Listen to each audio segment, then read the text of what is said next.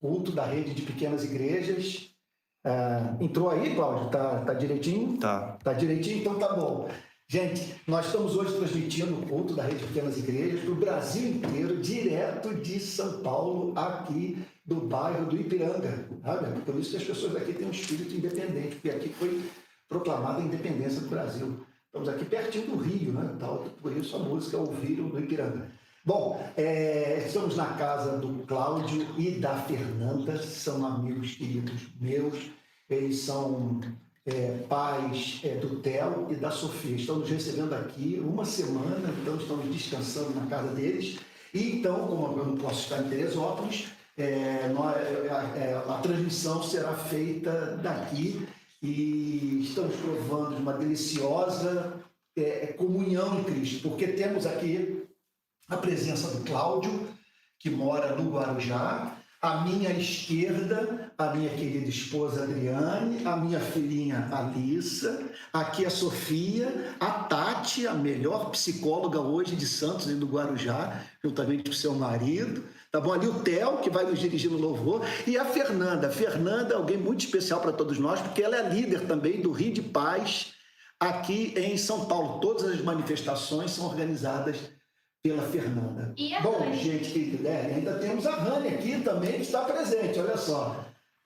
É o único cachorro calvinista que eu conheço do mundo inteiro, tá bom? Bom, gente, nós vamos agora começar o nosso culto de adoração a Deus. Está um frio delicioso aqui em São Paulo, aquela chuvinha também que é característica da terra e que faz tão bem para nós cariocas, né? Quando aqui chegamos, temos isso que a nossa cidade não nos oferece, né? Esse friozinho gostoso e a garoa.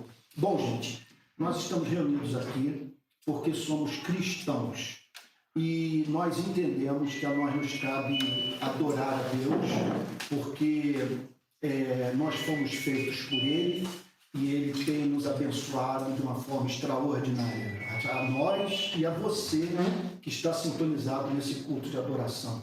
Porque por isso nós o adoramos. Faz bem adorá-lo, ele é digno de todo louvor, para nós é racional participarmos de um momento como esse. Então, nós vamos dar início, todos sabem que nós estamos seguindo uma liturgia. E hoje, pela primeira vez, nós vamos ter música. Então, eu peço que você aí que está na Bahia, que está no Maranhão, no Rio Grande do Sul, no Paraná, no Rio de Janeiro, e os meus queridos irmãos lá de Teresópolis, cantem aí conosco, eles vão cantar a capela, mas dá para acompanhar aqui pelo som do violão, que eu acredito que vai sair na condução do Theo. E hoje nós vamos ser dirigidos no louvor por um músico mesmo, um cantor, com um monte de música aí gravada e tal. Depois vocês podem conhecer o trabalho do Cláudio no YouTube. Bom, então nós estamos seguindo essa liturgia clássica, né? E que tem sido seguida por cristãos dos mais diferentes séculos. E nós começamos com um momento de adoração. E Salmo 34, versos de 1 a 3. Salmo 34, versos de 1 a 3. E eu vou pedir aqui para a Fernanda, que está chegando, tem que atender aqui uma chamada. Salmo 34, de 1 a 3. Eu vou pedir que você abra a sua Bíblia aí, tá bom? Porque a Fernanda vai ler e vai dar início a esse culto de adoração a Deus, adorando a Deus. Esse é o momento do nosso culto em que nós nos aproximamos de Deus sem nada pedir. Sabe? É tão somente dizer para Ele que nós reconhecemos a sua grandeza. Isso é chamado de magnificar a Deus, sabe? Exaltar os seus atributos, tornar esses atributos grandes aos olhos dos homens. E a Fernanda vai ler o Salmo 34, de 1 a 3, e em seguida vai nos dirigir a Deus em oração. E eu peço que você se junte a Fernanda, fazendo da oração dela a sua oração também, tá bom? Então vamos orar, vamos ouvir a leitura das Escrituras. Estamos usando a tradução da Nova Almeida atualizada, e em seguida a Fernanda vai orar.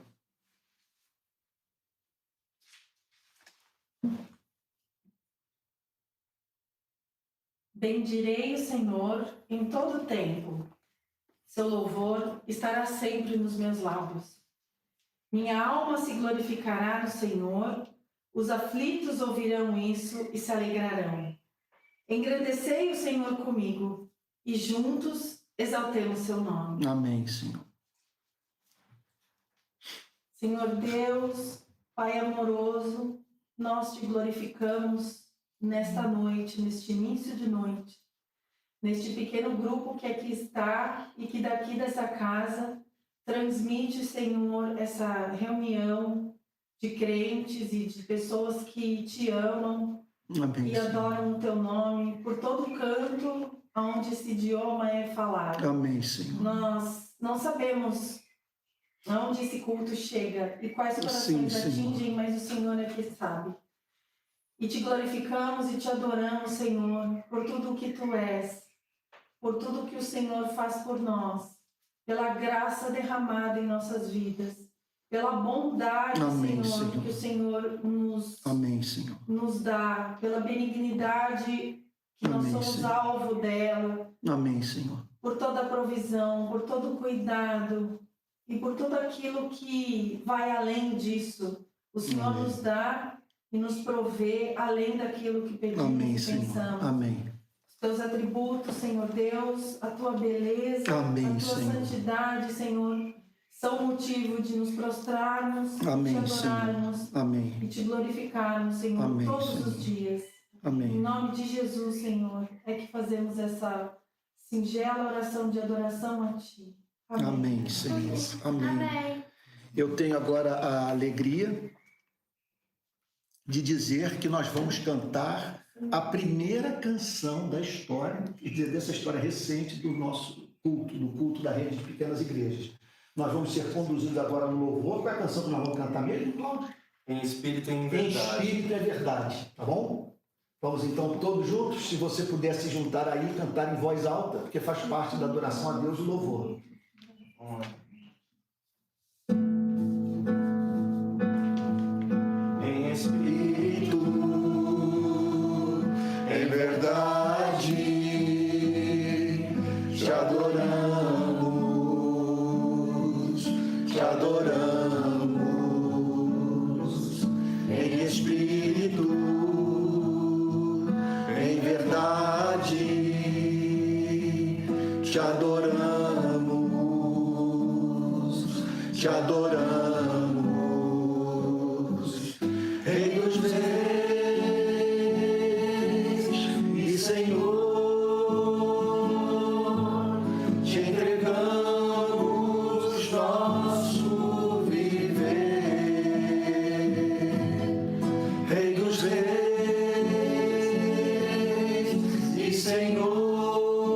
Senhor, te entregamos nosso viver para te adorar, ó Rei dos reis. Foi que eu nasci, ó Rei Jesus. Meu prazer é te louvar, meu prazer é estar nos átrios do Senhor. Meu prazer é viver na casa de Deus, onde flui o amor. Em espírito, em verdade, te adoramos, te adoramos. Em espírito, em verdade, te adoramos, te adoramos. Rei dos reis e Senhor, te entregamos nosso viver. Rei dos reis e Senhor, te entregamos nosso viver para te adorar, ó Rei dos reis. Foi que eu nasci, ó Rei Jesus. Meu prazer é te louvar, meu prazer é estar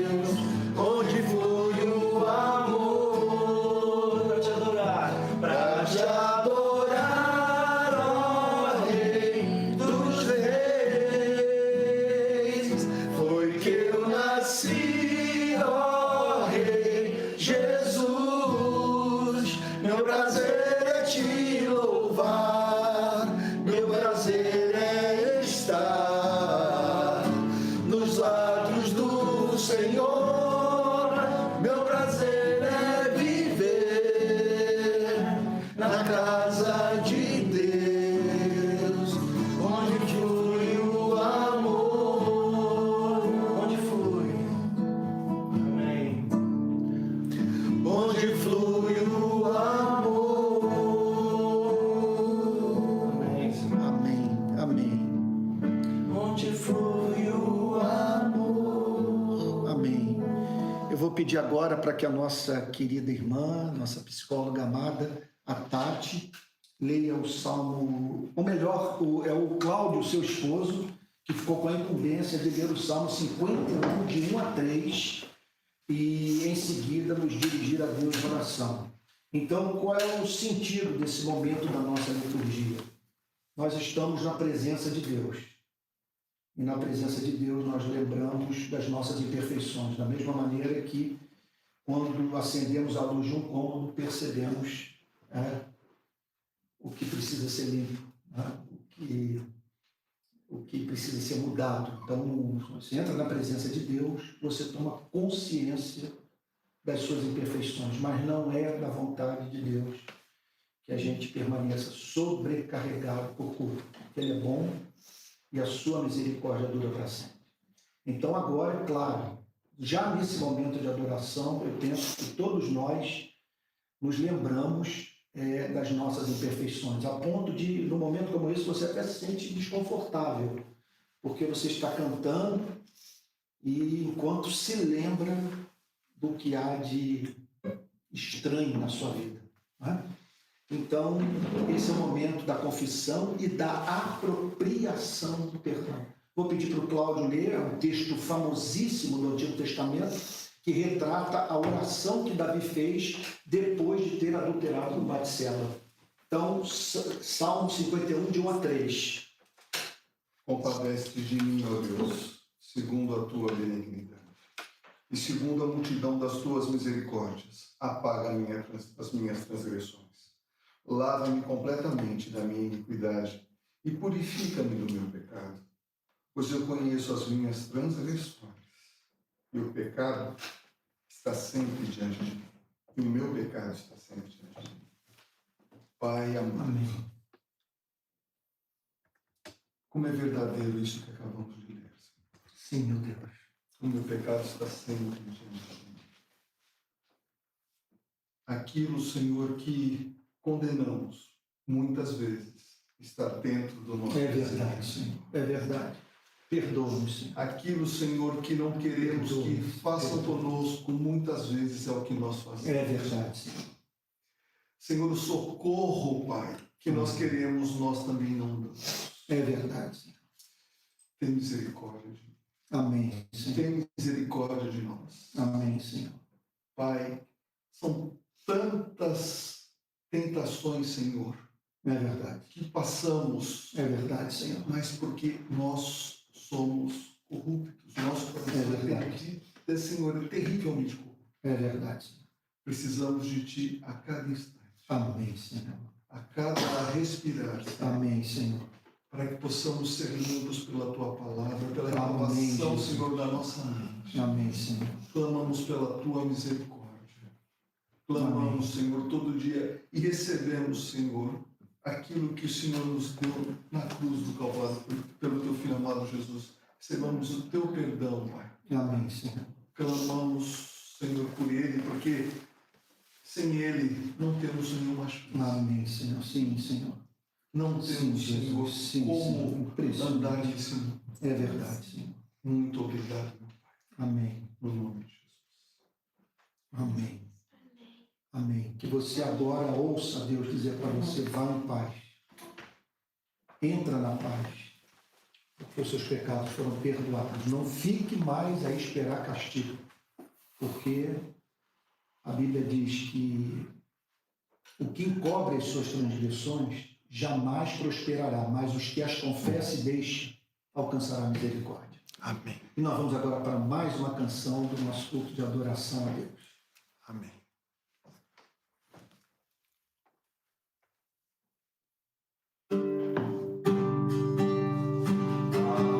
Doce Espírito aqui, e eu sei que é o Espírito de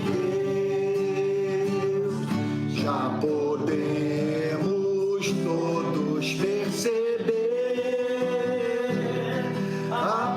presença de Jesus, o Salvador. Doce presença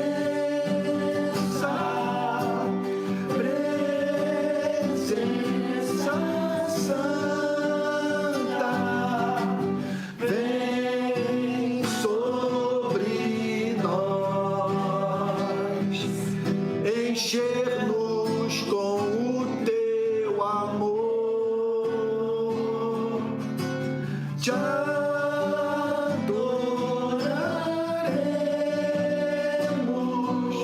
por tua presença aqui, e que renovará os nossos corações. Louvado seja o Senhor. Ao nosso Espírito. Há um doce Espírito aqui, e eu sei que é o Espírito de Deus. Já podemos todos perceber a presença de Jesus, o Salvador. Doce presença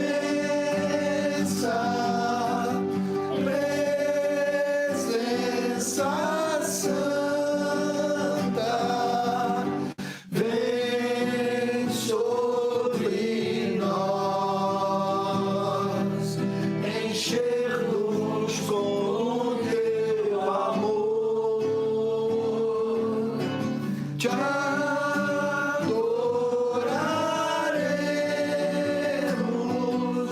por tua presença aqui, e que renovará os nossos corações. Louvado seja o Senhor. Louvado seja o Senhor. Louvado seja o Senhor. Amém. O culto de adoração a Deus, gente, ele também foi instituído para que, nesses momentos, nós expressemos a Deus a gratidão pelo que Ele fez por nós. Então, são incontáveis as bênçãos que foram derramadas e que se tornaram necessárias para que pudéssemos estar aqui participando desse momento de adoração. Então, vou pedir para que a Tati leia o Salmo 98 inteiro e, em seguida, nos conduza a Deus numa oração de gratidão. Nessa oração, nós vamos agradecer a Deus pelo que Ele tem feito por nós. Cantem ao Senhor um cântico novo, porque Ele tem feito maravilhas. A sua mão direita e o seu braço santo lhe alcançaram a vitória. O Senhor fez notória a sua salvação, manifestou a sua justiça diante dos olhos das nações. Lembrou-se da sua misericórdia e da sua fidelidade para com a casa de Israel. Todos os confins da terra viram a salvação do nosso Deus. Celebrem com júbilo ao Senhor todos os moradores da terra, gritem de alegria, exultem e cantem louvores. Cantem com harpa louvores ao Senhor, com harpa e voz de canto, com trombetas e ao som de buzinas, exultem diante do Senhor que é Rei. Ruja o mar e sua plenitude, o mundo e os que nele habitam.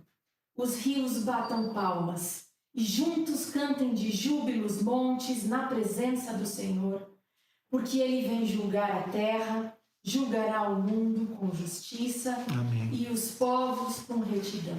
Amém. Amém. Pai santo, Pai querido, Pai bondoso, Pai pleno de misericórdia, de longanimidade, nós te louvamos, Amém, nós te Senhor. agradecemos, porque nós sequer imaginamos tudo que o Senhor Senhor tem feito para Amém, estarmos Senhor. aqui, louvando o Teu nome, sendo que esse amor é o Senhor quem nos coloca. Amém, Senhor. Te louvamos, Pai, te Amém. agradecemos. Quantas maravilhas o Senhor tem feito, o Senhor tem contemplado as nossas vidas, ainda quando estávamos no ventre das Amém, nossas Senhor. mães. Amém. Ah, Deus Santo e querido, Pai de amor, o Senhor é um Deus maravilhoso, um Deus de graça, um Deus de perdão. Te louvamos, te agradecemos, te adoramos por Amém, isso, Senhor. Senhor. Amém. Sê conosco aqui, Pai. Amém, Senhor. Muito obrigada por tudo que o Senhor tem feito nas nossas vidas. Amém, No Jesus. nome de Jesus, é que te Amém. louvamos, te Amém. agradecemos. Amém.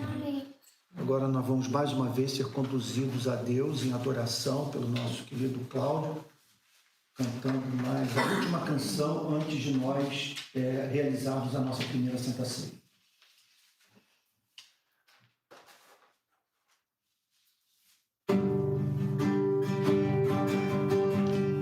Não tenha sobre ti um só cuidado, qualquer que seja, pois somente um seria muito para ti. É meu, somente meu, todo o trabalho. Teu trabalho é descansar em mim. Não temas quando, enfim, tiveres que tomar decisão.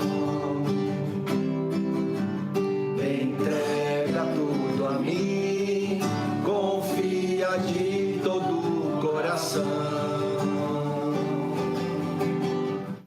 É meu, somente meu, todo o trabalho. E o teu trabalho é descansar em mim. É meu, somente meu, todo o trabalho. E o teu trabalho é descansar em mim. Amém. Irmãos queridos, nós vamos agora participar da nossa primeira ceia. Então, eu vou pedir para que os nossos diáconos aqui improvisados me ajudem.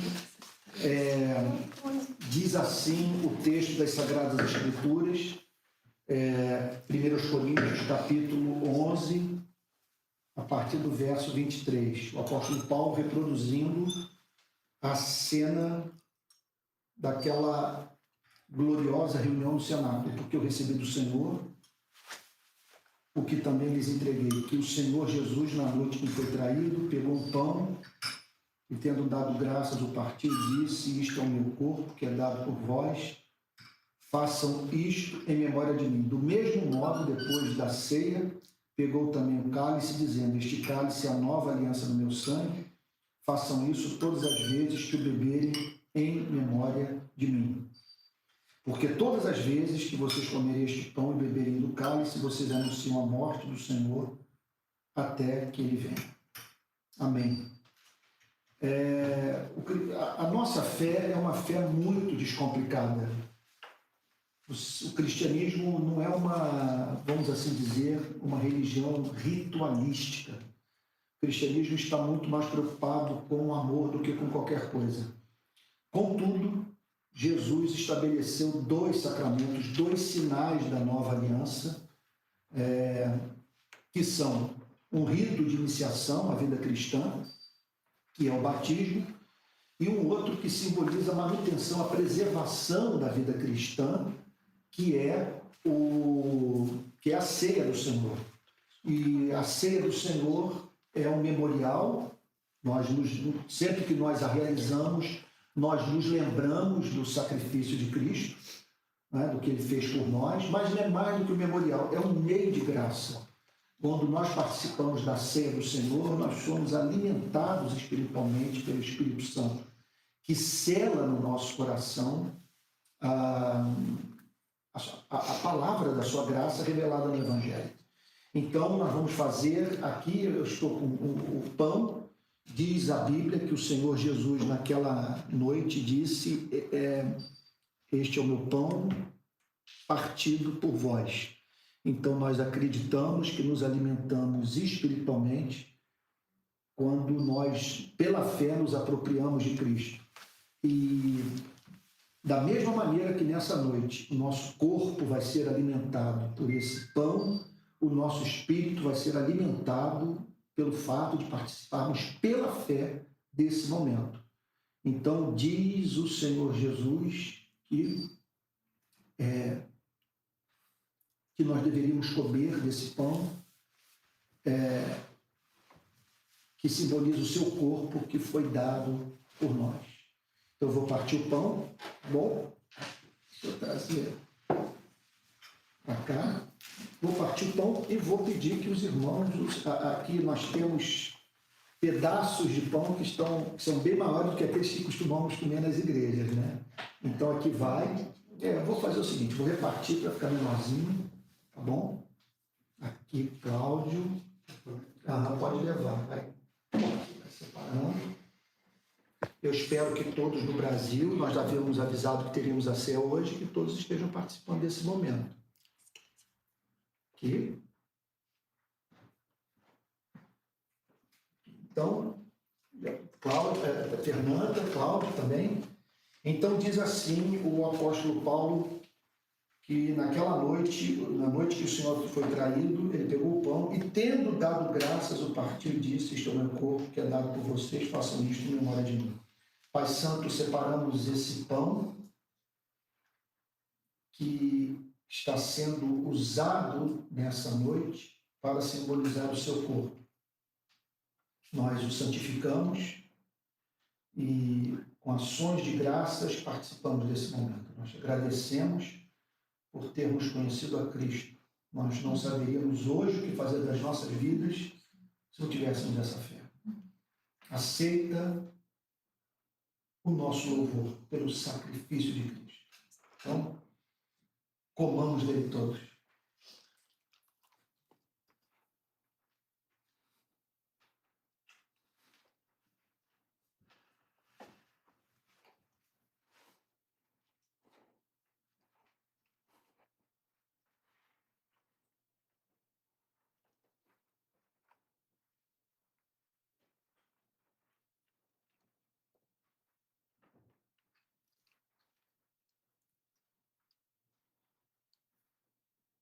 O vinho utilizado na ceia pelo nosso Salvador, e que ele pediu que estivesse presente nesses momentos de adoração, representa o sangue de Cristo.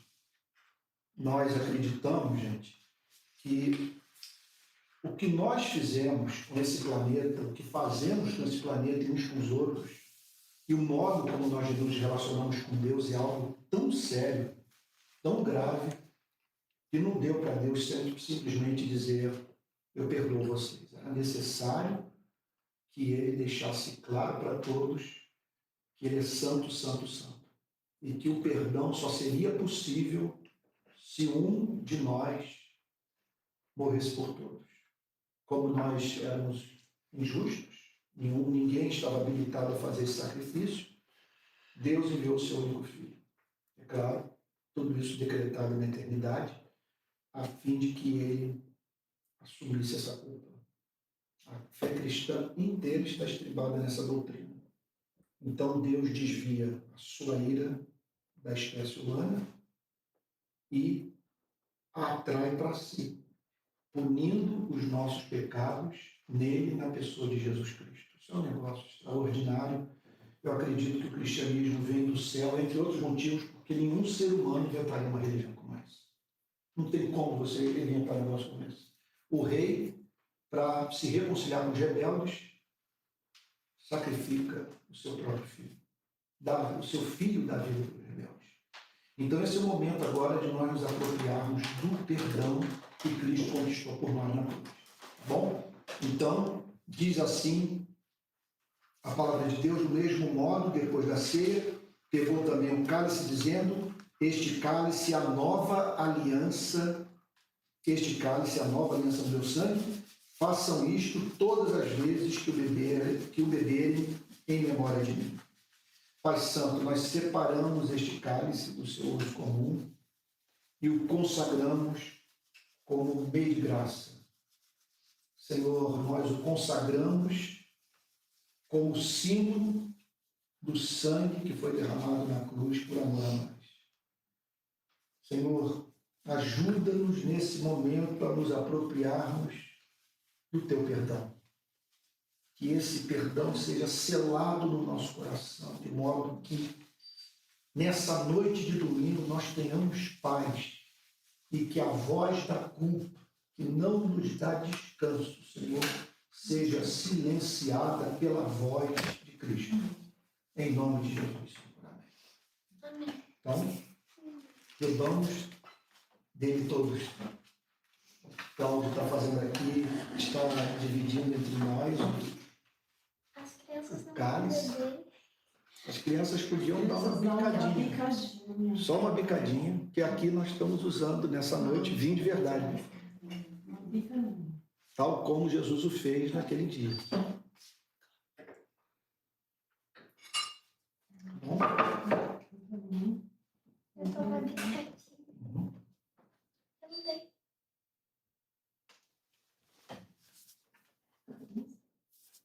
Eu vou pedir agora que a minha esposa, Adriane, faça uma oração de gratidão a Deus pela obra de Jesus Cristo na cruz, por essa redenção hoje aqui simbolizada. Senhor amado, Pai amado, Senhor amado, Deus amado da nossa vida, que nos deu a salvação, a redenção, a justificação, limpou nossos corações, nos tornou santos diante do Deus Santo. Muito obrigado, Senhor.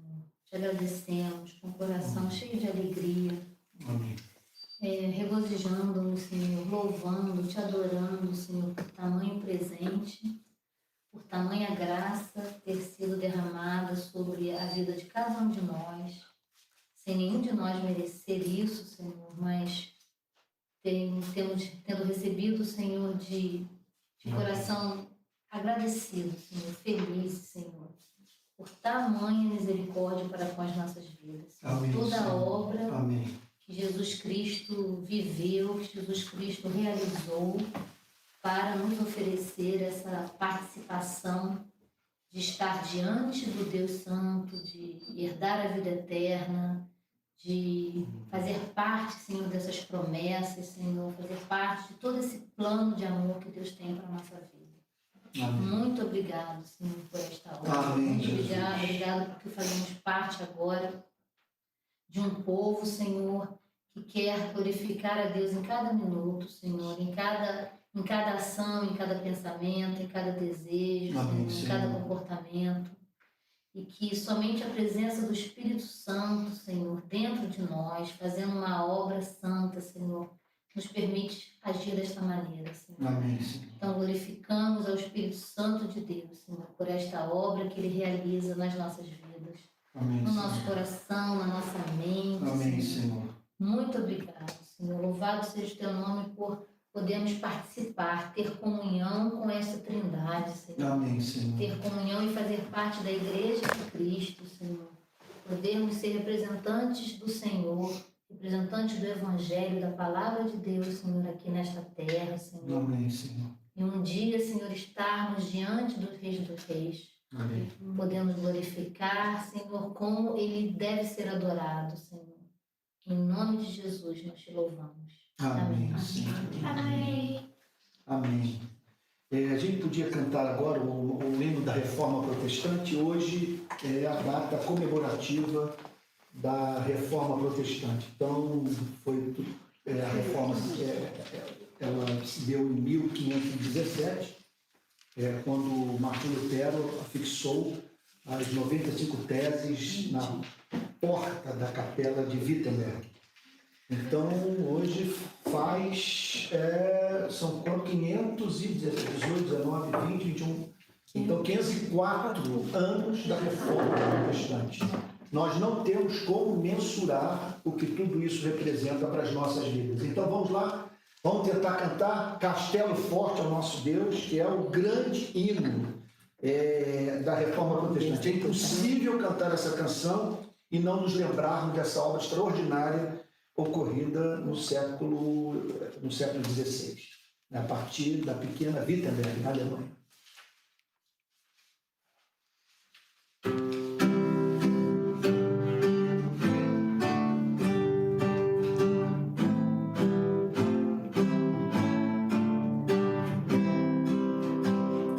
Castelo forte é nosso Deus, refúgio e fortaleza. Com seu poder defende os seus e os livra com presteza. Com fúria pertinaz segue Satanás com artimanhas tais e astúcias infiéis, iguais não há na terra. A nossa força nada faz, estamos nós perdidos, mas nosso Deus socorro traz e somos protegidos. Sabeis quem é Jesus, o que venceu na cruz, Senhor dos altos céus, e sendo o próprio Deus, triunfa na batalha. Se nos quisessem devorar, demônios não contados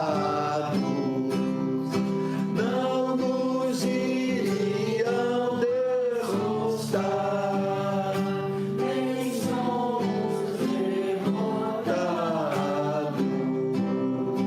O grande acusador dos servos do Senhor já condenado está, vencido cairá por uma só palavra.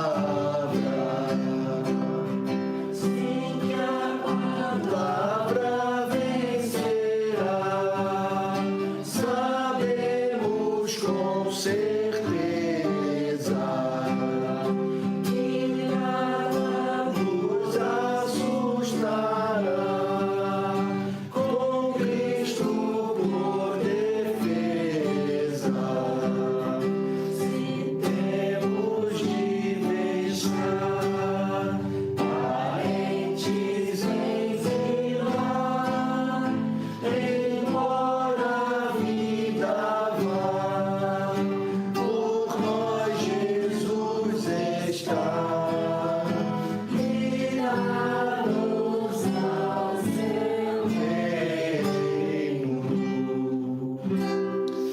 Amém. Gente querida, eu vou pedir que todos vocês aqui agora abram a Bíblia em Romanos, capítulo 8. Romanos, capítulo 8.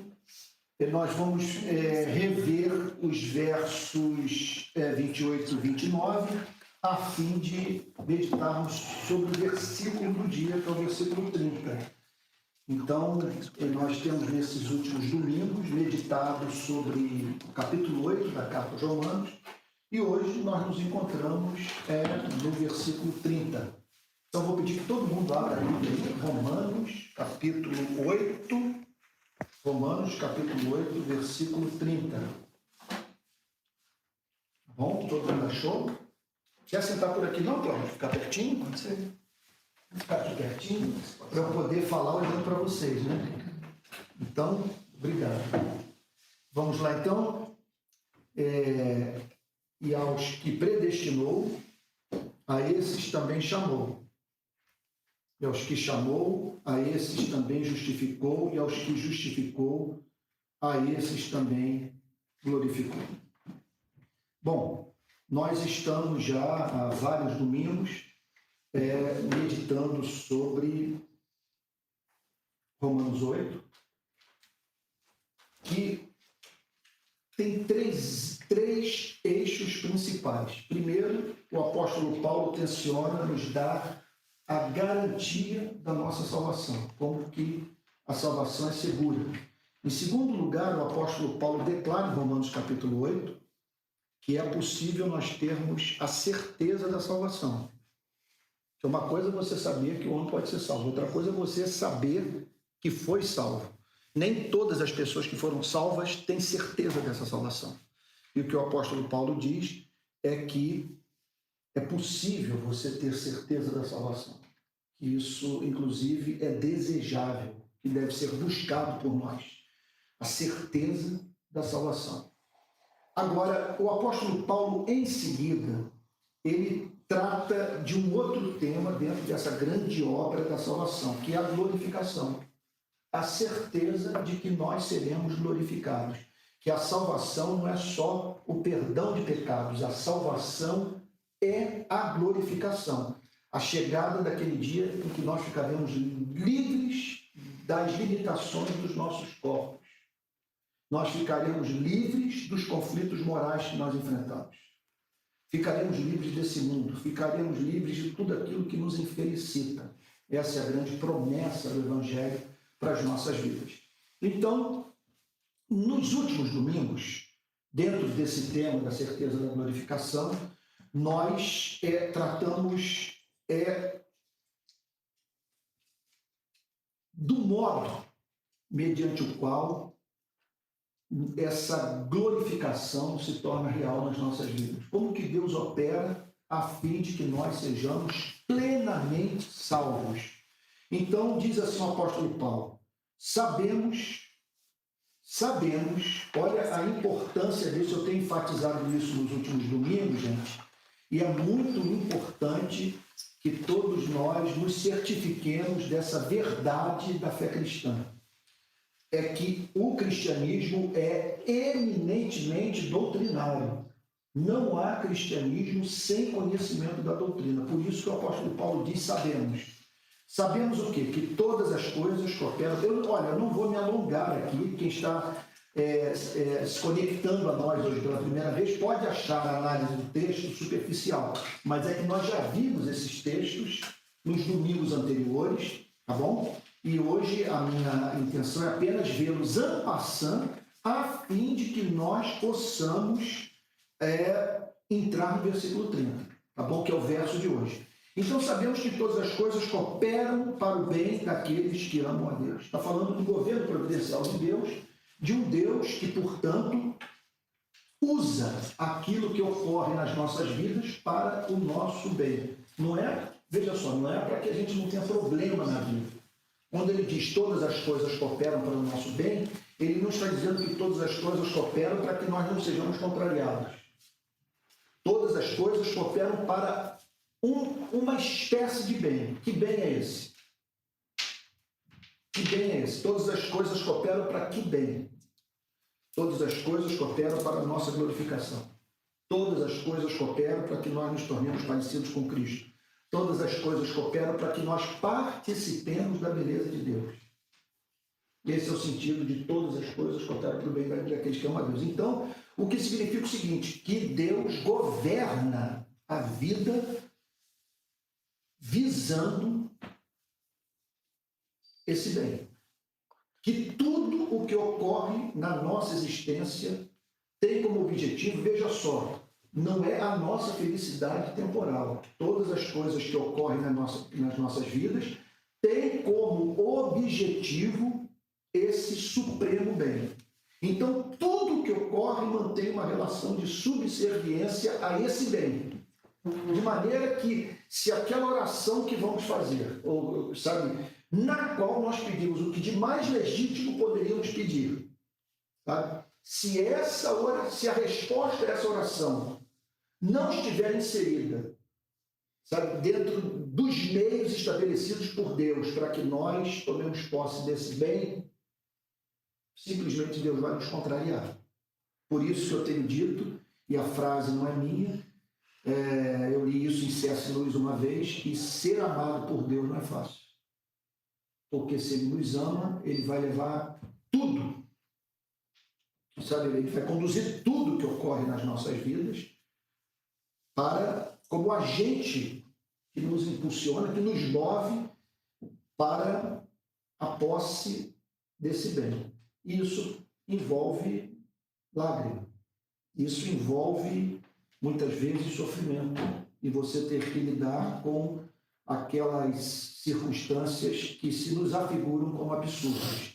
Mas ele diz, todas as coisas cooperam para o bem. Olha, eu vou adiantar aqui, senão eu não termino, vou acabar pregando, que já preguei nos domingos anteriores. Sabemos que todas as coisas cooperam para o bem daqueles que amam a Deus. Então, observe que essa promessa é exclusivista. Essa promessa não diz respeito a toda a humanidade. Você dizer que todas as coisas cooperam para o bem de todos os seres humanos é algo absurdo, não só teologicamente. Os fatos da vida provam que até mesmo a bênção recebida por certos homens, por certas mulheres, não contribui para o seu bem. E que muitas dessas pessoas, quando sofrem, se tornam piores do que já eram. Todas as coisas cooperam para o bem daqueles que amam a Deus. Então, o que o texto está dizendo é o seguinte, que Deus olha para esse planeta e ele consegue identificar uma espécie de ser humano. É um ser humano que ama o seu Criador, e o que a Bíblia diz é que Deus tem desejo invencível, soberano, eterno de fazer essa gente feliz. Esse é o ponto. Então Deus olha para essa gente e diz, esse é o meu povo. O que caracteriza esse povo? Não é que esse povo frequenta a igreja domingo, não é que esse povo dá o dízimo, não é que esse povo esteja envolvido com a causa do pobre ou com a evangelização do mundo. Você pode fazer tudo isso em amor. O que caracteriza esse povo é a capacidade de ver beleza em Deus e por isso amar. Essas pessoas são consideradas por Deus como homens e mulheres que o amam. E por isso, todas as coisas cooperam para o bem dessa gente amável, dessa gente excelente. Então, daqueles que são chamados segundo o seu propósito. Como explicar esse amor? Esse é o ponto. Se todos nós nascemos nos nossos delitos e pecados, se todos nós somos escravos do pecado, como diz Efésios capítulo 2, de 1 a 3, ele vos deu vida, estando vós mortos nos vossos delitos e pecados. Então, e ali o apóstolo Paulo descreve os 3 níveis de escravidão. A escravidão do mundo, a escravidão da carne, a escravidão das forças e das trevas. Se essa é a condição humana, como explicar a existência de pessoas que amam a Deus? Como explicar seres humanos que têm apreço por Deus, seres humanos que adoram a Deus, seres humanos que valorizam tudo que acontece em suas vidas na exata proporção da capacidade dessas mesmas coisas os aproximarem de Deus. Sabe? Cristão verdadeiro, me lembro das palavras de Jonathan Edwards sobre uma moça muito jovem que morreu na sua igreja durante aquele avivamento, o primeiro grande despertamento da história dos Estados Unidos, teve como estopim a igreja de Jonathan Edwards. Então ele conta que aquela moça em estado terminal, ao ser visitada pelos irmãos da igreja que a procuravam para consolá-la, ela disse o seguinte, olha, eu não quero a cura, eu também não quero a doença, eu não quero a vida, eu não quero a morte também, eu quero Jesus, eu quero saber o que vai mais me aproximar de Cristo.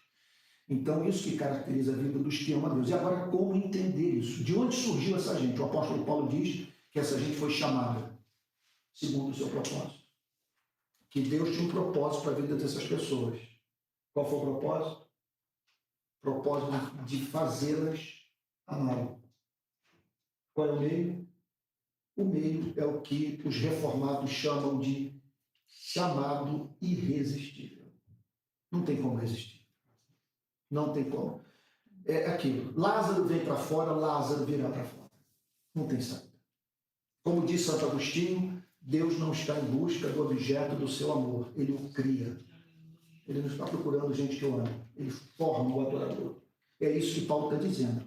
Olha lá, daqueles que são chamados segundo o seu propósito. Verso 29. Pois aqueles que Deus de antemão conheceu, e aí fica esse mistério. O apóstolo Paulo, como bom mestre, ele se adianta às perguntas.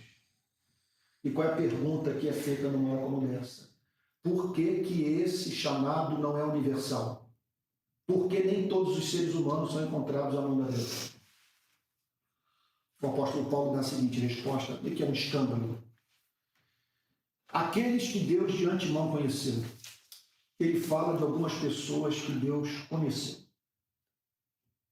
Que Deus amou. Que Deus nelas fixou os seus afetos. São pessoas para as quais Deus olhou e disse a seguinte coisa: eu me recuso a ver essa gente sofrer eternamente. Elas são minhas. Por isso que Jesus disse: não rogo pelos do mundo, mas pelos que me deste, porque são teus. Eu não inventei a doutrina, nem Santo Agostinho, que foi o primeiro grande sistematizador dessa doutrina, nem Calvino, que a tornou conhecida. Né? Ele e Lutero, né? Que acreditavam de modo idêntico ao Agostinho, que Deus não está em busca do objeto do seu amor, ele o cria, e o cria soberanamente. Então, essas pessoas, segundo o apóstolo Paulo, Deus as conheceu, Deus as amou, Deus fixou nelas os seus afetos, e por isso as predestinou. O que significa a palavra predestinar aqui nesse texto? A predestinação é um item da grande doutrina da soberania de Deus. A Bíblia ensina com muita clareza que Deus, antes de criar o universo, decretou que tudo aquilo que viria a acontecer no cosmos redundaria na glória do seu nome. Que anjos, arcanjos, querubins, seres humanos, homens, mulheres, todos os seres inteligentes olhariam para os fatos da história, seriam levados a ver a mão soberana de Deus, e os eleitos se regozijariam por ver justiça em tudo aquilo que Deus fez. Só que Deus decreta os fins e decreta os meios. Ele decretou como fim a exaltação do seu nome, a revelação da sua beleza, dos seus atributos, e como meio, tudo aquilo que fosse conducente à realização dos seus planos eternos. Então, por isso que você tem o grande tema da vontade soberana de Deus, e como subitem desse grande tema, a predestinação, que trata da soberania de Deus quanto ao destino dos seres humanos. E o apóstolo Paulo aqui está dizendo que Deus os predestinou. Observe, portanto, que a questão a ser discutida não é se a doutrina está na Bíblia ou não. A questão a ser discutida é outra. Qual é a base da predestinação? E não se a predestinação existe, porque aqui está o texto dizendo que ele predestinou. E a base da predestinação é a sua soberana vontade, a sua livre escolha. Não a antevisão de seres com potencial para a prática do bem, porque todos pecaram, destituídos estão da glória de Deus, todos estão mortos. E não podem, exceto se Deus lhes der vida, ter comunhão com o seu Criador. Então o texto diz que aos que de antemão conheceu, a eles também, aqueles que de antemão conheceu, ele também predestinou para serem conformes à imagem de seu Filho. Ele predestinou essa gente para quê? Para que essa gente reproduzisse a vida de Cristo, se tornasse parecida com Cristo, para que essa gente participasse da beleza de Cristo. Então, por isso que não há espaço para canalha, não há espaço para hipócrita dizer o seguinte: eu fui predestinado, logo não importa o que eu faça com a minha vida, eu serei inevitavelmente salvo. O que o texto está dizendo é o seguinte: se você não revela as características de Cristo em sua vida, esqueça a ideia de você ter motivo para se considerar eleito. O que levou o maior pregador batista de todos os tempos, Charles Spurgeon, a dizer a seguinte coisa: ó amados, jamais se considerem eleitos enquanto vocês não forem santos. Porque a santidade de vida é o maior sinal que uma pessoa pode ter da sua eleição eterna. Então o apóstolo Paulo diz assim: para serem conformes à imagem de seu Filho. Que coisa maravilhosa, gente. Isso é a glorificação. Né? A fim de que ele seja o primogênito entre muitos irmãos, a fim de que Deus não apenas ame com amor complacente a Cristo, mas ame com amor complacente os pequenos cristos, que seriam gerados pelo Espírito Santo, em razão da obra de Cristo. Então, o desejo de Deus foi ter mais seres parecidos com seu Filho para ele amar. Sabe? É isso que o apóstolo Paulo diz. Agora vamos entrar no verso de hoje, tá bom? Vamos para o verso de hoje, que é o verso de número 30. Aqui, o apóstolo Paulo apresenta a ordem da salvação. Permitam-me repetir o que eu disse no início desse culto. O que eu disse no início do culto, que Romanos capítulo 8 tem como objetivo nos dar a segurança da nossa redenção. Então ele trata da certeza da salvação, ele trata da possibilidade de seres humanos saberem que foram salvos, em especial através da obra chamada batismo com o Espírito Santo, ou testemunho do Espírito Santo, ou selo do Espírito Santo.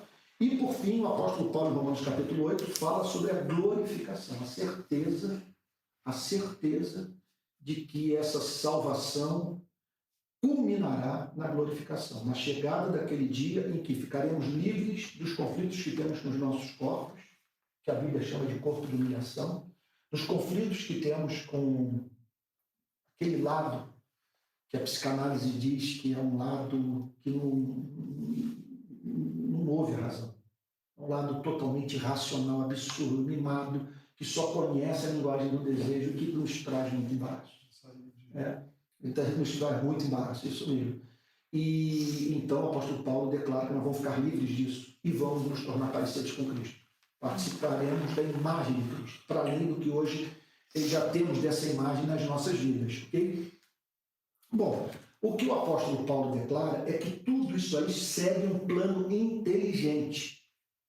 Então, nessa passagem, no verso 30, o apóstolo Paulo apresenta aquilo, só vou falar aqui, não é para esnobismo intelectual não, só para vocês se familiarizarem com a linguagem do mundo da teologia sistemática. O apóstolo Paulo, no versículo 30, apresenta o que os teólogos chamam de ordo salutis. Eles usam palavras do latim. Você vê em todos os trabalhos de teologia sistemática, pelo menos os reformados. Ordo salutis, que é a ordem da salvação, porque eles entenderam o seguinte, que quando nós olhamos para a Bíblia, nós observamos o processo mediante qual uma pessoa é salva. Há uma ordem. Essa salvação segue etapas bem definidas que culminam na glorificação. E aqui nós temos parte dessa ordem da salvação revelada. O que prova o verso 30 que há uma teologia no Novo Testamento. Que você dizer que não tem teologia no Novo Testamento, que tudo que importa é você amar o pobre, vocês sabem quanto eu falo sobre a... Para um minutinho. Gente querida, eu quero pedir a todos perdão, vocês que estão nos acompanhando de outras regiões, de outras cidades do Brasil, que a transmissão foi interrompida, mas nós estamos retomando agora, nós nos encontramos no meio de uma exposição sobre Romanos capítulo 30. Então já tivemos a primeira parte da nossa liturgia, já celebramos a primeira ceia do Senhor e agora nós vamos para a parte final da pregação sobre Romanos capítulo 8, versículo 30, tá bom? Nós já fizemos uma recapitulação dos versos 28 e 29. Bom, na verdade é o seguinte, o tema novo eu estou entrando agora, que é o capítulo, que é o versículo 30, né, do capítulo 8. Então vamos lá.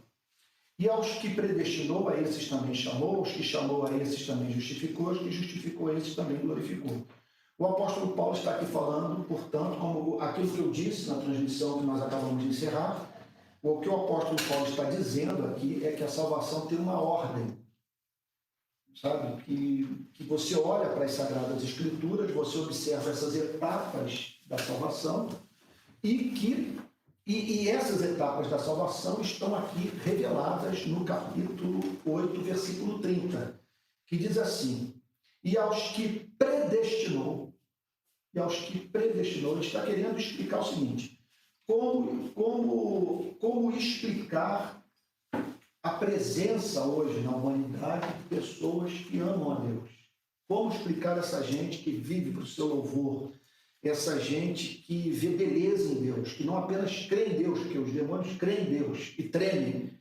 A diferença, portanto, entre a fé dos demônios e a fé dos eleitos, dos redimidos, é que aqueles apenas creem. Os redimidos amam aquilo que eles acreditam. Eles veem excelência em Deus. Então, não basta uma pessoa crer na existência de Deus. Sabe? Crer na existência de Deus não é a meta do cristianismo. O cristianismo não tem como intenção levar uma pessoa a crer em Deus. A meta do cristianismo é levar uma pessoa a amar a Deus. Porque você pode ver sem amar. A maior prova disso é que quando Jesus voltar na sua glória, a Bíblia diz que ele voltará com seu exército angelical, naquele dia os ímpios verão Cristo glorificado, mas nem por isso se converterão. Então, visão espiritual não é você ver Jesus, como Estevão viu, em pé à destra do Deus Todo-Poderoso.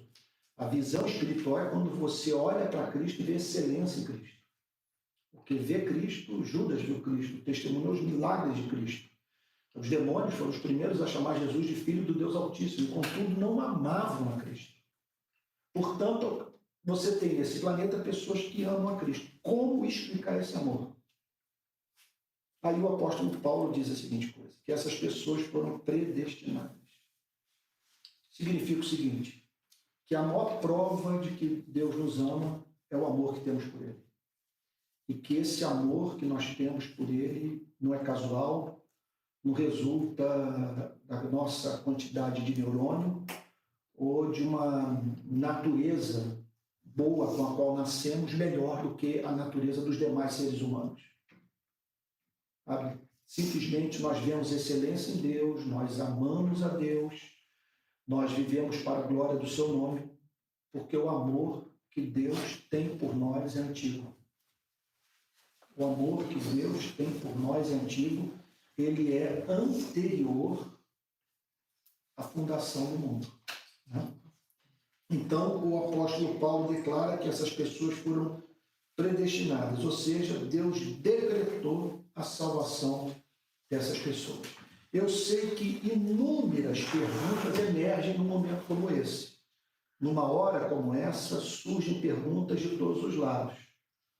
Porque nem todos participam dessa experiência. Eu não sei. Ninguém sabe e nós não fomos habilitados a saber.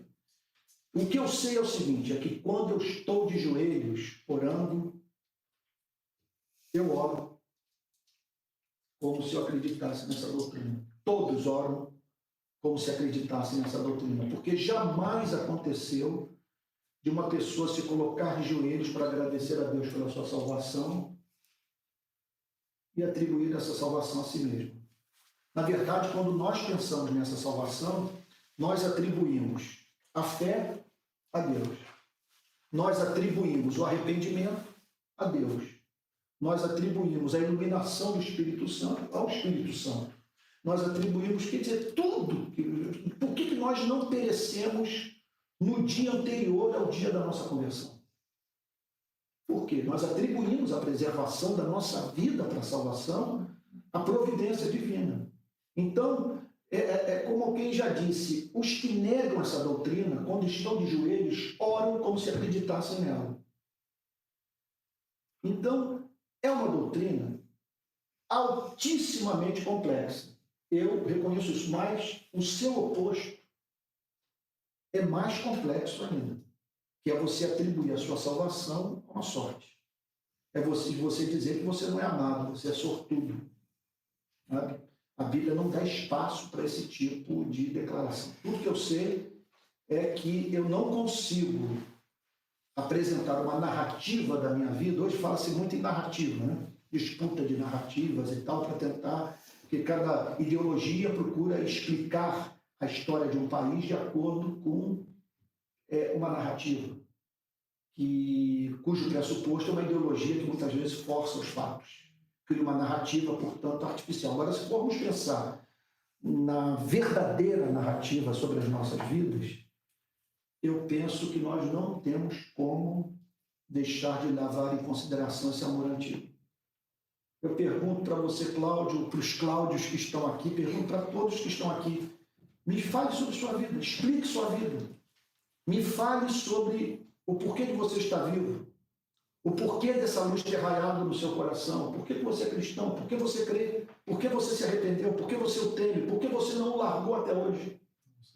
Porque é um amor. É um amor que nos persegue, é um amor que é obcecado por nós.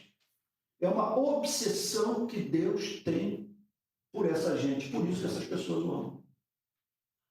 Então, o apóstolo Paulo declara o seguinte, que essa é a primeira etapa da salvação. É o propósito de Deus, o propósito soberano de nos salvar. Bom, acontece que ele decreta os fins e os meios. Qual é o fim da salvação? Qual é o fim da eleição? Qual é o fim da predestinação? Olha, é Deus nos encontrar formosos, participando da sua beleza. É uma coisa assim, que se, me perdoe aqui que eu vou falar agora, tá, Cláudio? Que se eu visse a Tati, tal como ela haverá de ser, daqui a alguns anos, seria irresistível, seria demais para mim, sabe? Seria demais para as mulheres que estão aqui presentes, para todos nós, porque nós ficaríamos em estado de encanto, sabe? Porque ela seria infinitamente mais bela do que ela, sabe? Não haveria mais deformidade. Por isso que no céu não haverá inveja, porque todos serão plenos e e formosos. Os problemas de autoestima chegarão ao fim, porque todos participarão da beleza de Cristo, sabe? E essa beleza é uma beleza que tem como característica a humildade. Jonathan Edwards diz a seguinte coisa, eu acho que eu falei sobre isso no domingo passado. Se porventura nós virmos alguém acima de nós no céu, nós vamos nos alegrar por isso, porque essa pessoa vai ser tão amável, tão excelente, tão humilde, tão quebrantada, que nós vamos ser levados a dizer, ela é digna de estar nesse lugar. Né? Então, ao que predestinou, olha, é muito bom você, quando prega, deixa eu abrir um parênteses aqui, saber que pessoas estão sendo tocadas, estão prestando atenção. Isso é legal demais. Esse feedback é maravilhoso. Por isso que é muito melhor pregar assim, como eu estou falando hoje, do que lá em casa, trancado em qualquer outro lugar. Por isso que eu não fui para um quarto aqui na casa de vocês, porque a igreja precisa disso. A compreensão da palavra de Deus é uma experiência comunitária. É uma experiência comunitária. Então, o apóstolo Paulo prossegue dizendo que aos que predestinou, quer dizer, predestinação é o decreto, cujo fim é a glorificação. Agora, qual é o meio para a glorificação? O que está escrito em seguida? A esses também chamou. Não há mínima dúvida que esse chamado não é um chamado geral. Não há mínima dúvida que esse chamado é o que nos leva a entender uma declaração que está sempre na boca dos evangélicos e que eles falam sem entender o que eles estão dizendo. Porque eles dizem o seguinte, que a palavra de Deus não volta vazia. Se você pregar, inevitavelmente as coisas acontecerão, porque a palavra de Deus não volta vazia. Mas estamos cansados de ver pessoas que ouviram a palavra de Deus e não se converteram. A palavra que não volta vazia é aquela que Deus decretou que operaria cumprimento da sua vontade. essa sim não volta vazia. Nesse sentido, nós podemos dizer que muitos são chamados, mas poucos, os escolhidos. Então, os teólogos, olhando as Escrituras, chegaram à seguinte conclusão: que há um chamado geral e que há um chamado particular. Que Deus chama em número muito maior do que aqueles que haverão de ser salvos. Fui claro? Quer dizer, vamos lá, eu tenho assim, sempre o desejo de tornar claro aquilo que aparece obscuro para muitos no estudo das Sagradas Escrituras. Os teólogos costumam falar sobre revelação geral e revelação especial. Existe uma revelação que Deus faz de si mesmo na criação. Todos os seres humanos têm acesso a essa revelação. Não há uma só pessoa que não tem o testemunho do Pai. Por quê? Porque os céus proclamam a glória de Deus e o firmamento anuncia as obras de suas mãos. Calvino diz que para onde o homem lança o olhar, ele contempla a glória de Deus. Por isso os homens não têm desculpa. Ninguém pode justificar a sua incredulidade, porque Deus deixou pistas da sua existência pelo planeta inteiro. Cada folha de árvore é uma declaração de amor que Deus fez aos seres humanos. Então, nós somos responsáveis por isso. Contudo, os seres humanos não costumam tirar proveito nenhum dessa revelação. Eles a ignoram, exceto quando seus olhos são abertos pela graça. Agora, há uma revelação que é especial. Todos os seres humanos têm o testemunho do Pai, mas nem todos os seres humanos têm o testemunho do Filho. Por isso que é certo que Deus não vai julgar ninguém por não ter acreditado num Cristo acerca do qual jamais ouviu falar. Todos têm o testemunho do Pai, mas nem todos têm o testemunho do Filho. Um número incontável de pessoas nunca ouviram falar sobre Jesus. Mas dentre esses que receberam o testemunho do Filho, há aqueles que ignoraram esse testemunho e aqueles que, como Maria, irmã de Marta e de Lázaro, caíram aos pés de Jesus e banharam seus pés com suas lágrimas. Como explicar isso? Não há mínima dúvida que há um chamado geral e há um chamado especial, específico, particular. E que quando esse chamado está estribado na predestinação, ele é irresistível. Irresistível. Por isso que o apóstolo Paulo diz: quando, porém, ao que me separou antes de eu nascer, aprove revelar seu filho. Quando o apóstolo Pedro diz que Jesus é o Cristo do Filho, que Jesus é o Filho do Deus vivo, Jesus disse para ele: bem-aventurado és, Simão Barjonas, porque não foi carne nem sangue que revelou a você essas coisas, mas o meu Pai que está nos céus. Então, aos que predestinou, a esses também chamou. Isso aqui daria para nós ficarmos a noite inteira pensando nesse verbo. A esses também chamou. O que significa isso? Eu vou dizer para vocês agora, eu acho muito emocionante. Porque ele está dizendo o seguinte, que a partir de um ponto das nossas vidas, Deus começou a tratar conosco. Deus começou a falar conosco. Deus começou a se dirigir a nós. Ele nos chamou.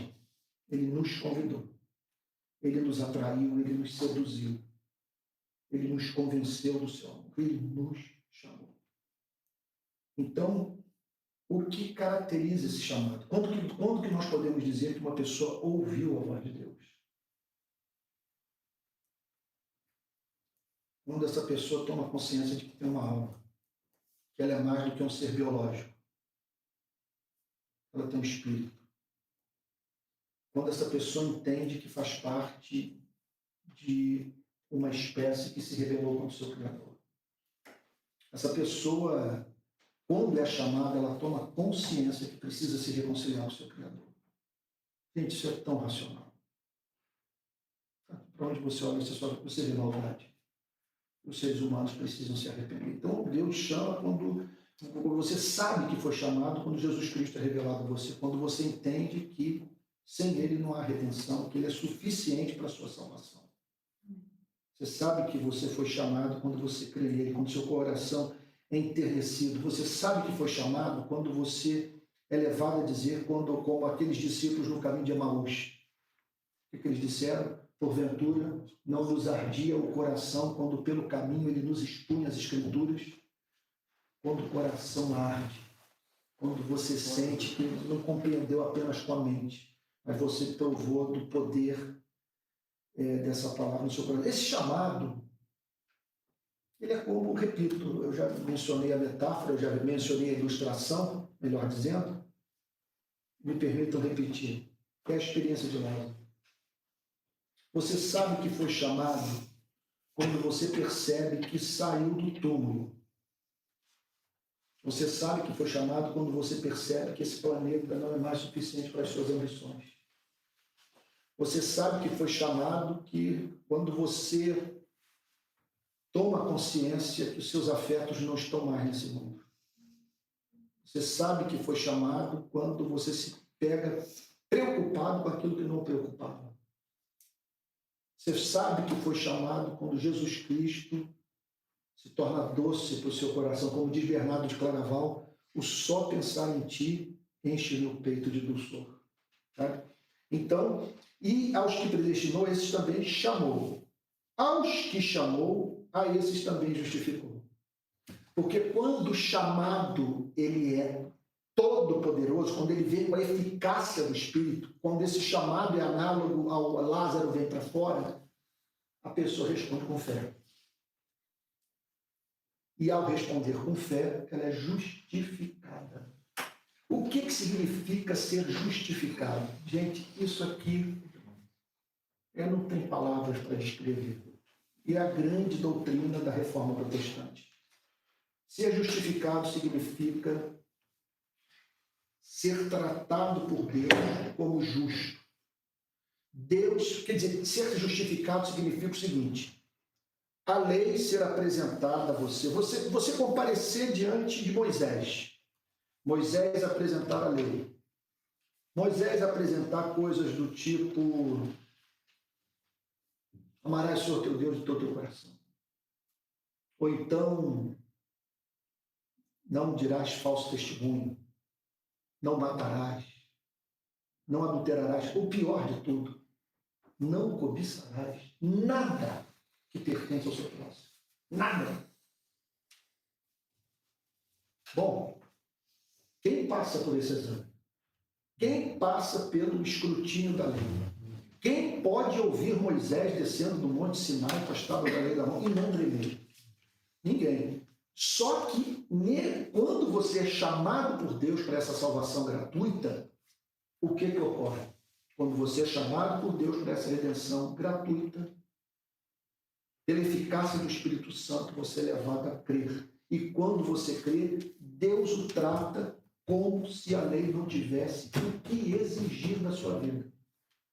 Então, é mais ou menos aquela experiência lá da parábola do filho pródigo. O filho mais velho está querendo você na senzala, está querendo você longe da propriedade do pai. O filho mais velho, ele está irritado com a condescendência do pai, com a paciência do pai, com a longanimidade do pai, com o perdão do pai.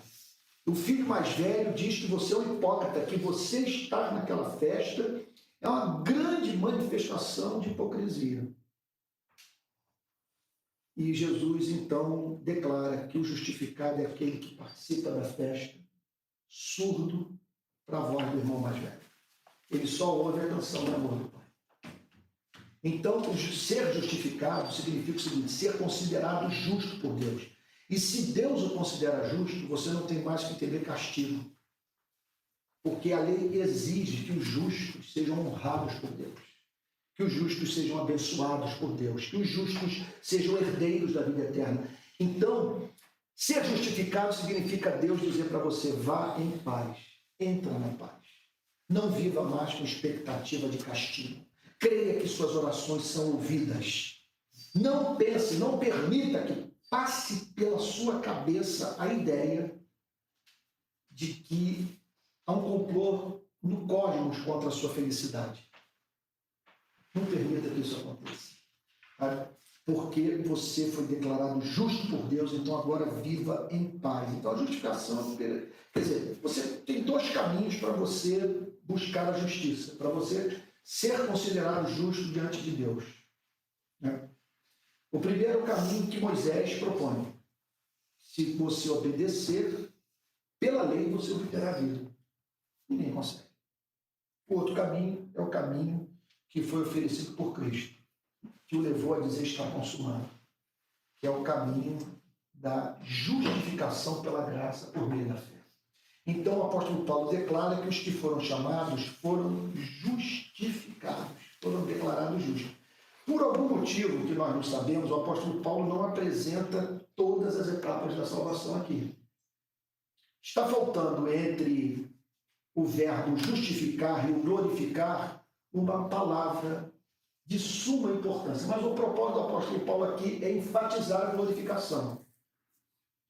O propósito do apóstolo Paulo aqui não é apresentar ponto por ponto cada etapa da salvação. O propósito dele é, ele não está aqui preocupado em apresentar uma teologia sistemática, sabe, da salvação, da chamada soteriologia. O propósito dele é enfatizar a glorificação. Por isso que ele não fala aqui sobre a santificação. Porque após a justificação, inicia-se o processo de santificação. Que você vai, então, progressivamente se tornando parecido com Cristo. Agora, o apóstolo Paulo está tão certo da glorificação final que ele declara que e aos que justificou, a esses também glorificou.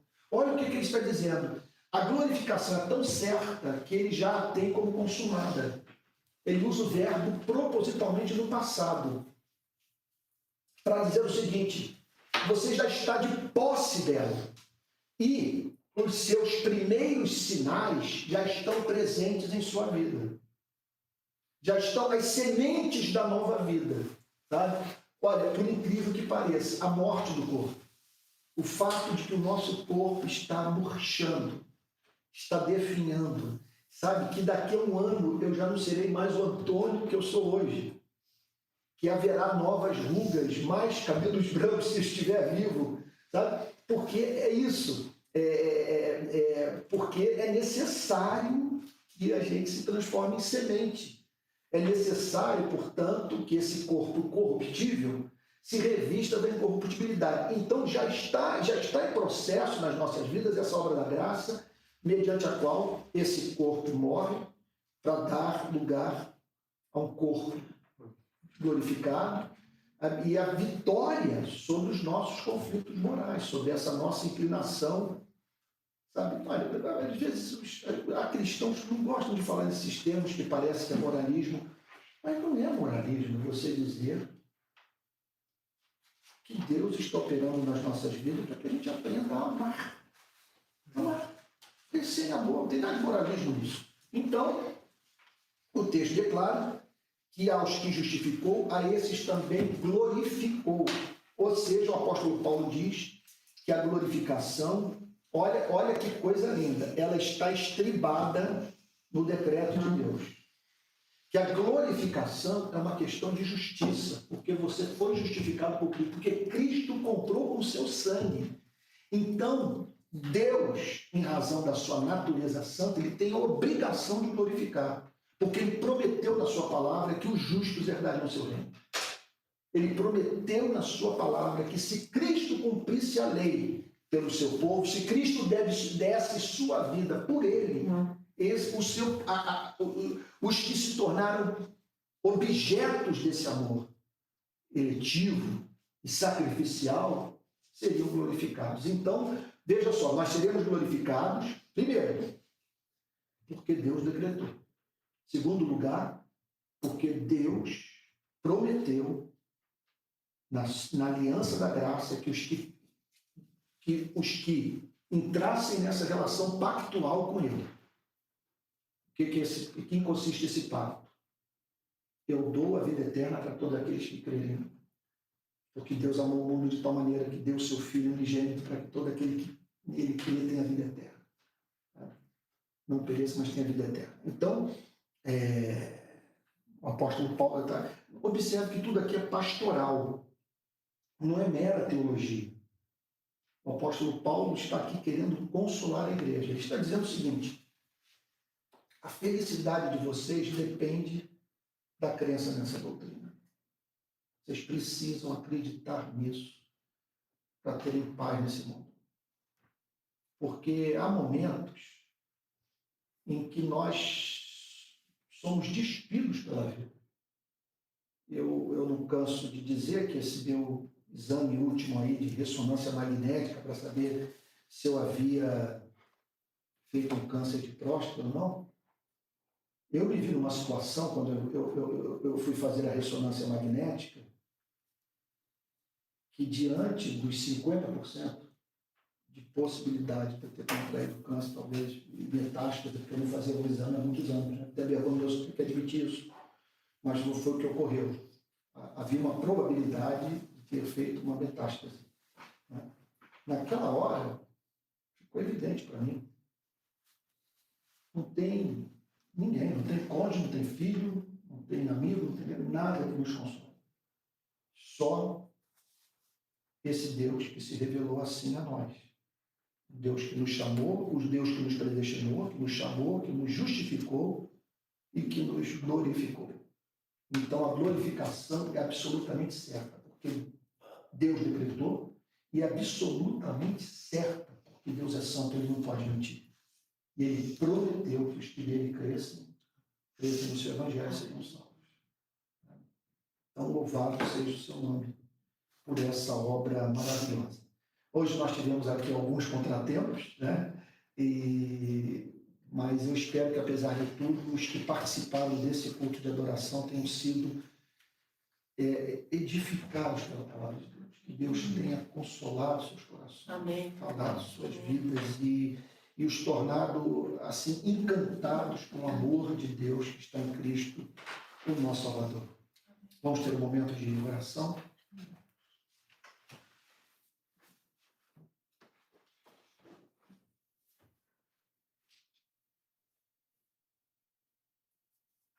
Senhor, nosso Deus e nosso Pai, nós queremos bendizer o Teu nome por essa noite, na qual nós abrimos o Teu testamento e lemos, Senhor, o conteúdo do que o Senhor tem prometido para nós. E o fundamento dessa promessa. Nós bendizemos o Teu nome, porque o Teu amor por nós é antigo. Nós bendizemos o Teu nome pelo misterioso decreto da eleição e por essa chamada irresistível, por essa voz que deu vida ao morto, que fez a fé nascer no nosso coração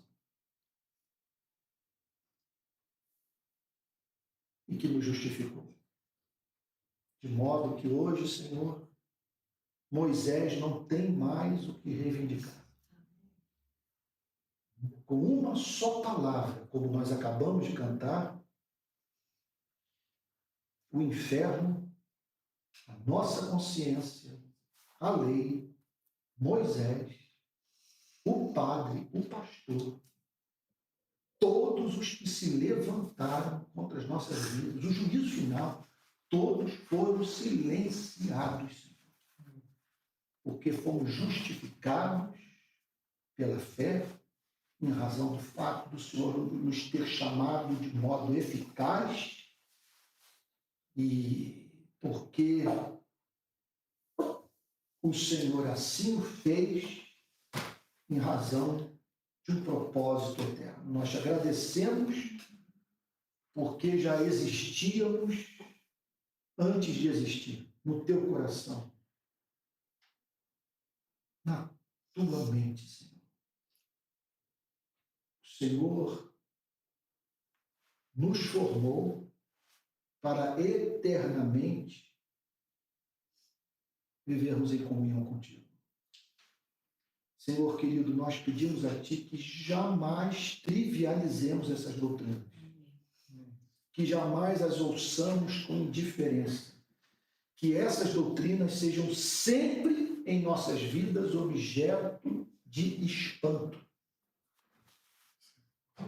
e que elas nos conduzam, Senhor, ao encanto, ao louvor, à adoração. Senhor querido, nós sabemos que o supremo bem é participarmos da beleza de Cristo. E nós pedimos a Ti que o Senhor opere em nossas vidas em tal profundidade e extensão que pessoas antevejam,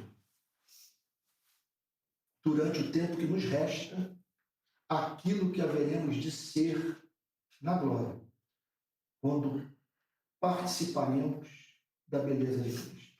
Que essa beleza já seja revelada em nossas vidas. E que o Senhor nos permita apresentar um pedido ousado. Que o Senhor não encontre nesse mundo pessoas que o amem mais do que nós o amamos. Senhor, que sejamos os primeiros no amor por Ti. Que o Senhor possa olhar para as nossas vidas e dizer: eu me vejo em Ti. Tu te pareces com meu filho e em Ti eu me comprazo. Faz assim, Senhor, é o que te pedimos em nome de Jesus. Amém. Amém. Irmãos queridos, nós estamos chegando ao final desse culto de adoração a Deus. Nós tivemos um grande contratempo aqui, entre outros. O que foi o contratempo de entrar uma ligação, eu deveria ter desligado o telefone, não fiz, então entrou uma ligação que interrompeu a nossa transmissão. Por isso que o culto de hoje está dividido em 2 vídeos. Um vídeo inicial que apresenta a primeira parte da nossa liturgia, e uma introdução à pregação de hoje. E esse vídeo final, no qual eu faço a exposição do verso 30. Tá bom? Então, para você ter uma ideia do que houve hoje aqui entre nós, aqui em São Paulo, é importante que você acompanhe esse vídeo e o vídeo anterior a esse. Então, que ambos compõem uma peça só, o culto dessa noite aqui em São Paulo. Bom, você sabe que esses cultos têm sido dirigidos direto de Teresópolis, lá da casa da Júlia, do Daniel, com a presença da querida Osana, do André, da Rafinha, mas eu tive que fazer uma viagem essa semana para São Paulo, estou na casa de amigos mais chegados do que irmãos, e então a transmissão está sendo feita excepcionalmente hoje em São Paulo. Domingo que vem, se Deus permitir, retomo as transmissões diretas da Teresópolis. Deixa eu dar alguns avisos super importantes. Olha, o primeiro aviso é um curso que nós vamos dar início, chamado Escola de Discípulos. É uma escola de discipulado. A minha ideia é, em 3 módulos, apresentar as 3 dimensões da autêntica vida cristã. O cristianismo está alicerçado num tripé: doutrina, experiência e prática. Então, nós teremos um curso de 1 ano, no qual o primeiro módulo terá como objetivo ensinar as principais doutrinas da fé cristã, a fim de que você veja a vida por meio da ótica do Evangelho. Segunda parte desse curso consiste no conhecimento das experiências com Cristo, com o Pai, com o Espírito Santo, que são prometidas nas Sagradas Escrituras para os verdadeiros filhos de Deus. Bom, essa é a segunda parte. E a última parte, nós falaremos sobre os aspectos práticos do cristianismo. O que significa, a partir da compreensão da doutrina e na força do poder pentecostal viver a vida cristã. Então, esse curso terá início numa quarta-feira, dia 17 de novembro, a partir das 20 horas. Então, todas as quartas, a partir do dia 17, nós teremos esse encontro online. Em ocasiões excepcionais, quando não puder ser online, em tempo real, eu vou apresentar ali um vídeo sobre a matéria, ok? Então, paralelo a isso, haverá indicações literárias, eu vou postar links de áudios, de vídeos, tá bom? E fazer o que estiver ao meu alcance para que você conheça as 3 dimensões do cristianismo autêntico. Então, eu vou deixar nos comentários de ambos os vídeos de hoje o link desse curso, né, da Escola de Discípulos, tá bom? Também quero pedir a você que você entre no nosso Telegram. Eu vou botar também o endereço do Telegram, que é o nosso canal interno de comunicação, tá bom? Por que escolhemos o Telegram? Porque o Telegram, o número de participantes é ilimitado, diferente do WhatsApp que nós mais usamos, tá bom? Outro recado também com relação às finanças. Nós estamos precisando contratar pastor, nós estamos querendo contratar uma pessoa para trabalhar nas favelas, para os nossos projetos sociais. Nós temos gastos também com combustível, gasto com hospedagem, gasto com automóvel, uma série de gastos. Então, nós precisamos de recursos financeiros para ampliar o trabalho. Nós estamos fazendo a programação visual, nós vamos transformar isso aqui em pessoa jurídica, nós vamos ter um estatuto e tal, mas o mínimo de institucionalização. Ao mesmo tempo, nós não vamos precisar de muito dinheiro, porque não vamos ter prédio, as reuniões serão nos lares. Tá bom? Essa que é a ideia, com poucas pessoas. Então, se você puder contribuir, eu vou deixar aqui o número do Pix, é 864-759-167-49. Eu vou repetir, 864-759-167-49. Também eu vou botar esse número nos comentários, tá bom? Tem algum aviso? Então aqui tem alguns locais, eu acabei de receber um papel de locais onde nós estamos sendo assistidos, de pessoas, de grupos que estão nos acompanhando nas mais diferentes partes do Brasil. Então, nós recebemos aqui retorno, olha, de São João de Meriti, de São Paulo, São José dos Pinhais, no Paraná, de Londres, olha só, literalmente Londres, na Inglaterra, de Curitiba, São Luís, no Maranhão, Duque de Caxias, lá no Rio de Janeiro, Uberlândia, Minas Gerais, e por aí vai. Que bom, gente, estamos alcançando bastante gente. Louvado seja o nome do Senhor. Então é isso. Agora nós vamos ter, a partir do dia 17, um encontro, nas quartas-feiras, esse curso, tá bom? Domingo continuamos firmes com essas reuniões, direto lá de Teresópolis, e esses cultos e esses grupos sendo organizados no Brasil. O meu desejo é contratar alguém, por isso a insistência na ajuda financeira. O desejo é contratar alguém para que nós tenhamos pessoas que visitem as cidades, treinem as lideranças desses grupos, a fim de que nós tenhamos igrejas, embora pequenas, mas com as características de uma verdadeira igreja. Tá bom? É isso que nós queremos. Nós não estamos preocupados com o tamanho de cada igreja. Nós estamos preocupados que seja uma igreja, um local onde a palavra esteja sendo pregada. Mas a palavra está sendo pregada online. Não há um texto das Sagradas Escrituras que diga que a palavra não possa ser pregada de uma forma como essa. Sabe, que a Bíblia diz que a palavra tem que ser pregada. Sabe, se um dia nós tivermos pregadores pregando, sabe, através de imagem holográfica, vamos celebrar isso. Sabe, agora, é aquilo que nós temos insistido.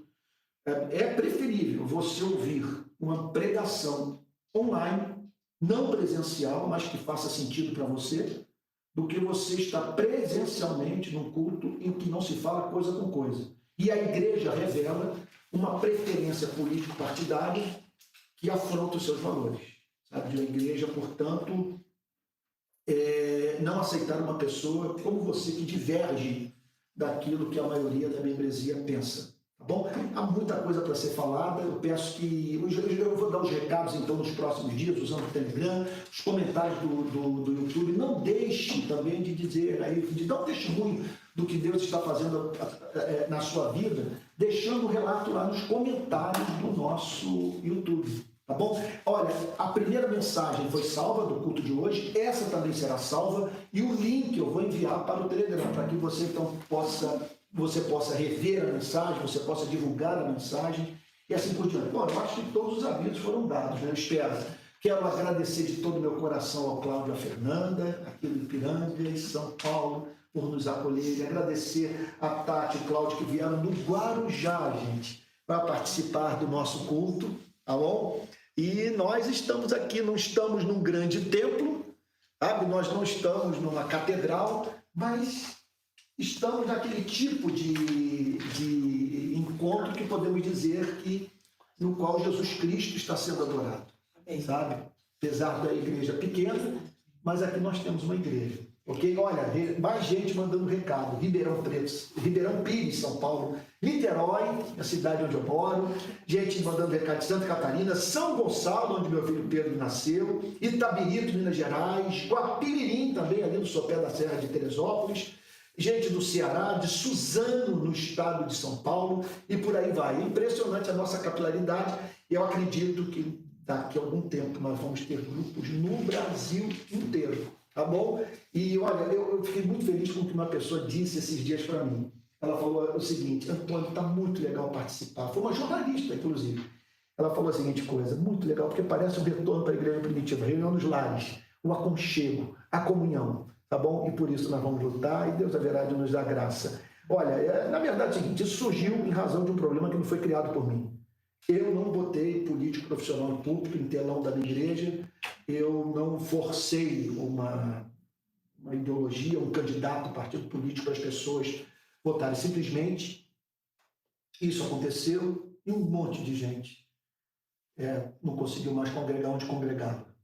E gente que não apenas viu a liderança da igreja tomar esse caminho, são pessoas que não tiveram o seu ponto de vista respeitado, sabe? Isso aconteceu e agora nós estamos tentando abraçar esse mar de gente preciosa, sedenta por comunhão e que está encontrando dessa forma imperfeita, sabe, um espaço até que Deus ou aperfeiçoe isso ou reserve para essa gente preciosa uma coisa melhor. Por enquanto, é isso que nós vamos fazer e vamos caminhar com essa luz recebida. Tá bom? Vamos receber a bênção apostólica? Tá bom? Vamos lá receber a bênção apostólica. E que a graça do nosso Senhor e Salvador Jesus Cristo, o amor de Deus o Pai e a comunhão do Espírito Santo sejam com cada um de vocês, desde agora e para todo sempre.